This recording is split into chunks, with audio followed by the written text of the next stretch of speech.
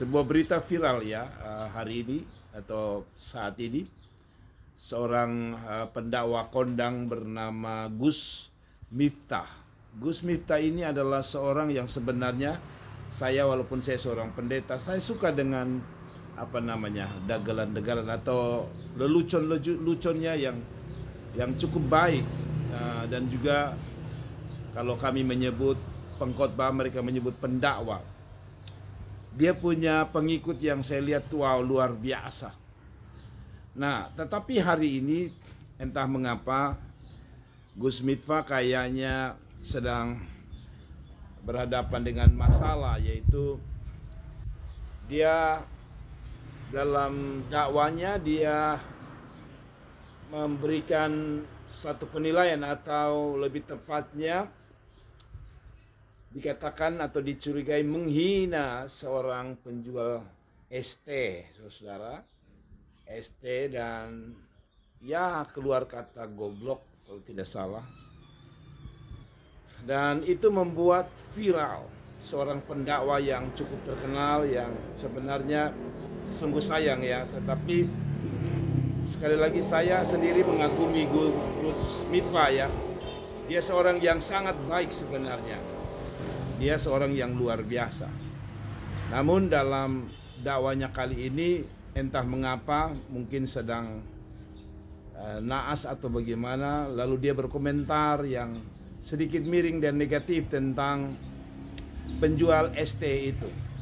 Yang menarik bagi saya bukan Gus Miftahnya, karena Gus Miftah sudah terkenal dan terpilih menjadi orang penting di kepresidenan Prabowo.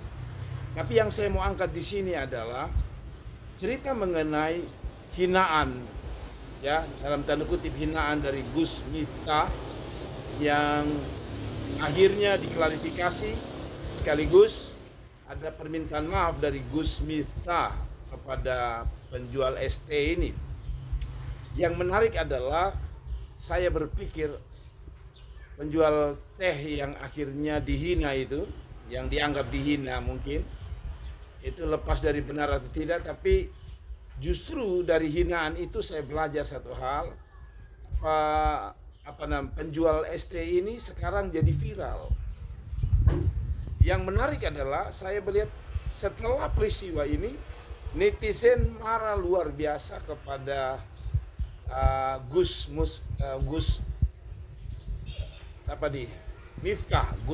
Miftah ya, sorry saya agak sedikit belepotan menyebut. Gus Miftah ini sedikit mendapatkan komen-komen yang cukup luar biasa negatif dari para netizen. Mereka marah luar biasa. Tadi saya melihat ada satu video bagaimana ada orang-orang pengagum beliau yang akhirnya melepaskan stiker bergambar Gus Miftah. Tapi saya tidak akan bahas lebih banyak Gus Miftah. Yang saya mau bahas adalah si penjual ST ini. Si penjual ST ini, kalau saya lihat beberapa video, ada seorang anak muda datang ke tempatnya, ke rumahnya, mengantar uang sebesar 100 juta rupiah, saudara. 100 juta rupiah. Dan di berita yang lain saya melihat Prabowo akan memberikan si penjual ST ini modal. Wow, saya tarik kesimpulan bahwa rupanya lewat peristiwa ini si penjual ST ini mendapatkan perhatian dari banyak orang, mendapatkan cuan yang banyak hanya karena dia dihina. Saya pikir inilah kehidupan ya. Saya yakin dia tidak pernah menyangka bahwa akhirnya dia mendapatkan perhatian seluruh Indonesia. Kalau ini berita viral sampai ke luar negeri, maka penjual ST yang hina itu akhirnya menjadi mulia. Dia pada akhirnya bukan hanya mendapatkan uang, tapi perhatian dari orang nomor satu di Indonesia, yaitu Presiden Prabowo. Saya tarik kesimpulan, saudara-saudara, atau pelajaran yang dapat kita ambil, bahwa hidup ini begitu misterius. Ada orang-orang yang dianggap mulia, namun berakhir dengan kehidupan yang kurang mulia. Berbeda dengan penjual ST ini, mungkin bagi beberapa orang dia dalam tanda kutip orang yang hina, dapat dihina oleh siapapun. Tetapi akhirnya dia berubah menjadi orang kaya tiba-tiba, saudara. Jadi pelajaran untuk kita. Jangan pernah menganggap remeh siapapun. Karena nilai yang diberikan kita kepada orang itu akan kembali nilai itu. Seberapa besar Anda memberi nilai yang baik kepada orang lain, maka nilai itu akan kembali kepada saudara. Penilaian saudara itu seperti Anda berdiri di depan cermin. Apa yang saudara tampilkan, wajah Anda asli akan ada di cermin yang sama. Gambar yang Anda tunjukkan, wajah Anda akan sama dengan ada di cermin.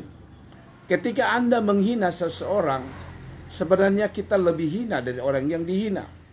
Yang kedua, saya belajar satu hal, bahwa yang paling tidak kalah penting adalah si penjual ST ini tadinya bukan siapa-siapa.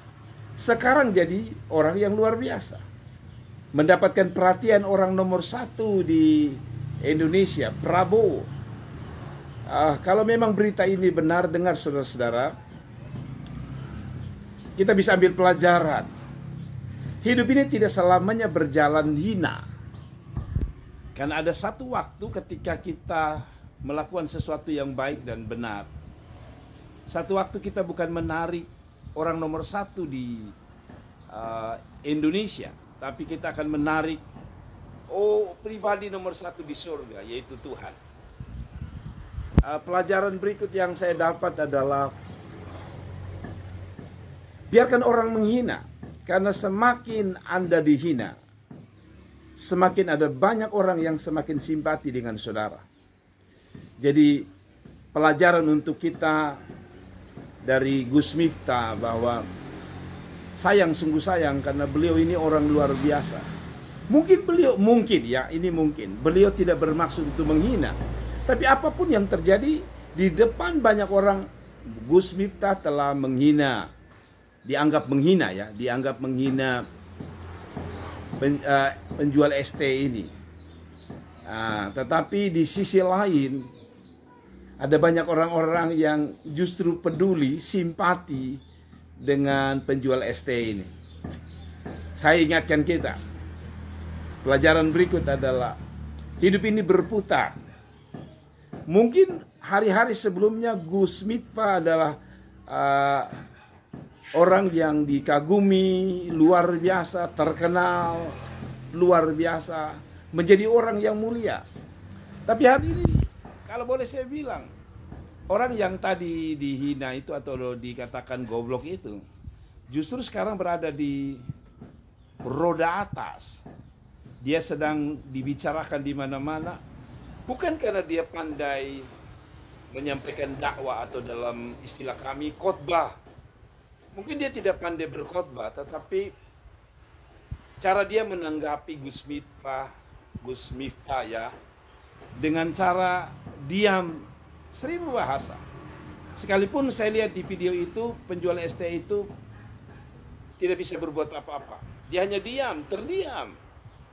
Tetapi saya pikir akhirnya, walaupun dia diam, ada banyak orang yang menjadi pembela dia. Karena itu saudara-saudara, bila hidupmu dihina oleh orang lain, bila hidupmu dianggap terhina oleh orang lain, no problem. Tunggu, karena ada waktunya saudara yang tadi di bawah akan menjadi bagian di atas saudara. Karena itu saya mau bilang tetap semangat, khusus untuk penjual teh. Inilah cara Tuhan untuk membuat Anda diberkati. Inilah cara Tuhan untuk mengangkat penjual teh itu. Tuhan memberkati. Biar pesan ini untuk kita semua. Pertama, kita perlu berhati-hati dengan apa yang kita katakan. Kedua, kita yang disebut orang-orang mulia, harusnya juga bisa mempermuliakan orang lain. Karena manusia yang mulia pasti memuliakan manusia yang lain. Sekali lagi, orang yang mulia pasti akan memuliakan orang lain. Sekali lagi, orang yang mulia akan memuliakan orang lain. Tuhan memberkati. God bless you.